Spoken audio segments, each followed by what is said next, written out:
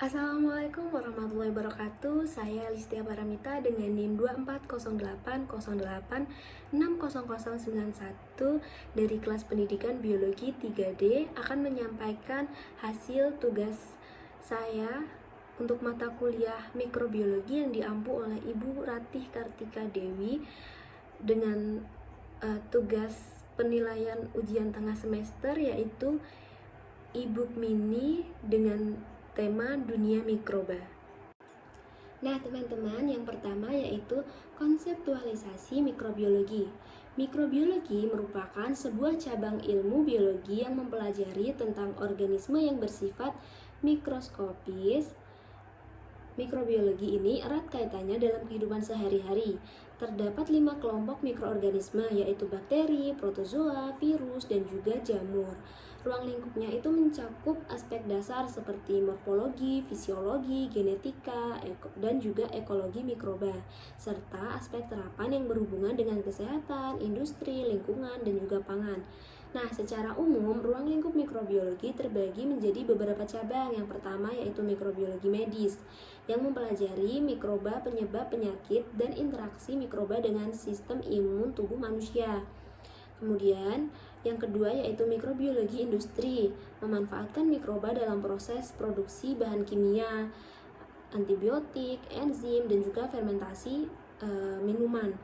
Yang ketiga, mikrobiologi pangan, yaitu meneliti peran mikroba dalam pengolahan, pengawetan, serta keamanan pangan. Yang keempat, mikrobiologi lingkungan, yaitu mengkaji hubungan mikroba dengan ekosistem, termasuk perannya dan siklus biogeokimia dan bioremediasi. Nah, peran dalam kehidupan dalam bidang kesehatan, mikroba itu berperan sebagai patogen, misalnya Mycobacterium tuberculosis, dan juga sebagai produsen antibiotik, misalnya itu Penicillium notatum. Nah, dalam bidang lingkungan berperan sebagai pengurai bahan organik, daur nitrogen, dan juga karbon. Dalam bidang industri itu memproduksi enzim, vitamin, alkohol, dan juga asam organik. Dalam bidang pangan berperan dalam fermentasi pangan seperti tempe, yogurt, dan juga kecap. Yang kedua yaitu ada dunia mikroba, seperti yang kita ketahui, yaitu ada prokariotik dan juga eukariotik. Apa sih perbedaan keduanya? Kalau prokariotik itu struktur selnya itu lebih sederhana dan tanpa inti sel sejati. Kalau eukariotik itu struktur selnya itu lebih kompleks dan memiliki inti sejati. Prokariot itu tidak memiliki organel bermembran seperti mitokondria, retikulum endoplasma, sedangkan eukariotik ini memiliki. Kemudian kalau prokariotik ini reproduksinya aseksual saja dengan pembelahan biner, kalau eukariotik itu bisa seksual maupun aseksual. Contohnya kalau prokariotik itu ada E. coli, kalau eukariotik ada Amoeba proteus. Nah, karakteristik morfologi dan fisiologi, yang pertama bakteri. Bakteri ini merupakan mikroorganisme prokariotik. Morfologinya sangat beragam, bentuknya ada yang kokus, basil, dan juga spiral. Dinding selnya itu tersusun oleh peptidoglikan yang berfungsi menjaga bentuk dan melindungi sel dari tekanan osmotik. Nah, berdasarkan komposisi dinding sel, bakteri itu dibedakan menjadi gram positif dan juga gram negatif. Kemudian, archaea. Archaea ini merupakan mikroorganisme prokariotik, namun dia itu tidak tersusun oleh peptidoglikan pada dinding selnya, tapi dia memiliki pseudomorin atau lapisan protein kristalin yang memberi kekuatan struktural. Membran plasmanya itu tersusun dari lipid ether dengan rantai isoprenoid yang membuatnya lebih stabil pada suhu tinggi dan kondisi ekstrim. Yang ketiga yaitu virus. Virus ini merupakan agen infeksius subseluler yang tidak memiliki struktur seluler dan hanya dapat bereplikasi di dalam sel inang hidup. Contohnya, kalau untuk bakteri itu ada Staphylococcus aureus, kalau pada archaea itu ada Halobacterium, sulfolobus, kalau pada virus itu ada influenza, terus ada HIV gitu. Selanjutnya yaitu mikroorganisme eukariotik, yaitu ada dua, fungi dan juga protista. Fungi atau yang biasa kita kenal dengan istilah jamur itu termasuk organisme eukariotik yang bersifat heterotrof dan memperoleh nutrisi melalui penyerapan. Dinding selnya itu tersusun atas kitin. Jamur tidak memiliki klorofil, jadi tidak dapat berfotosintesis. Jamur itu hidup sebagai saprofit yang mengurai bahan organik mati, parasit pada organisme hidup, dan bersimbiosis mutualistik seperti mikoriza pada akar tumbuhan. Secara morfologi, fungi dapat berupa uniseluler seperti Saccharomyces cerevisiae atau multiseluler seperti Rhizopus stolonifer yang memiliki hifa dan miselium.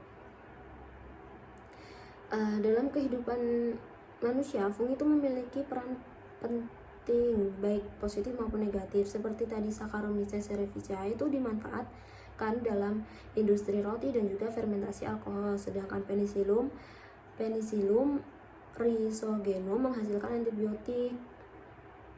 Namun pada beberapa jenis Aspergillus flavus menghasilkan aflatoksin yang bersifat karsinogenik dan berbahaya bagi kesehatan manusia.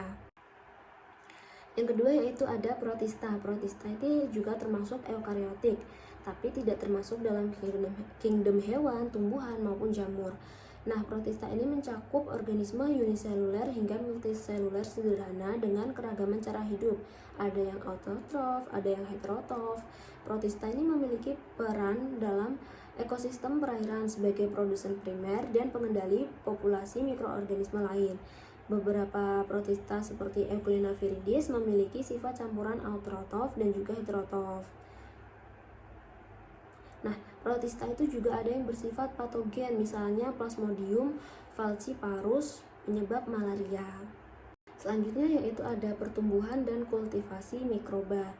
Faktor-faktor yang mempengaruhi pertumbuhan mikroba itu ada suhu, pH, nutrisi, dan juga oksigen. Nah, suhu ini mempengaruhi seperti kayak suhu minimum, optimum, maksimum gitu. Kalau pH itu optimum biasanya itu 6-8. Asidofil hidup di pH rendah. Nutrisi itu diperlukan untuk metabolisme dan sintesis komponen sel. Sedangkan oksigen itu untuk proses aerob itu kan membutuhkan oksigen, dan anaerob juga tidak membutuhkan oksigen. Atau bisa fakultatif, yaitu butuh dan tanpa oksigen. Selanjutnya kurva pertumbuhan mikroba. Di sini dapat dilihat pada fase lab sel bakteri itu belum mengalami pembelahan karena masih beradaptasi dengan lingkungan barunya dan menyiapkan enzim serta metabolit yang diperlukan untuk pertumbuhan. Selanjutnya pada fase log atau eksponensial, bakteri itu membelah dengan sangat cepat dan jumlahnya meningkat secara eksponensial karena kondisi lingkungan masih optimal serta nutrisi melimpah. Ketika nutrisi mulai berkurang dan limbah metabolit menumpuk, pertumbuhan bakteri mencapai fase stasioner, di mana jumlah sel hidup dan mati itu seimbang, serta beberapa bakteri mulai membentuk endospora untuk bertahan hidup. Terakhir, pada fase kematian atau penurunan, jumlah bakteri itu menurun secara logaritmik karena kekurangan nutrisi, akumulasi zat toksik, dan juga kondisi lingkungan yang tidak lagi mendukung kehidupan sel. Sekian yang dapat saya sampaikan. Apabila terdapat kekurangan, saya memohon maaf. Refleksi pribadi untuk diri saya, kenapa sih penting untuk mempelajari mikroba? Karena dapat membantu kita memahami peran mikroorganisme dalam kesehatan, lingkungan, dan juga kehidupan sehari-hari.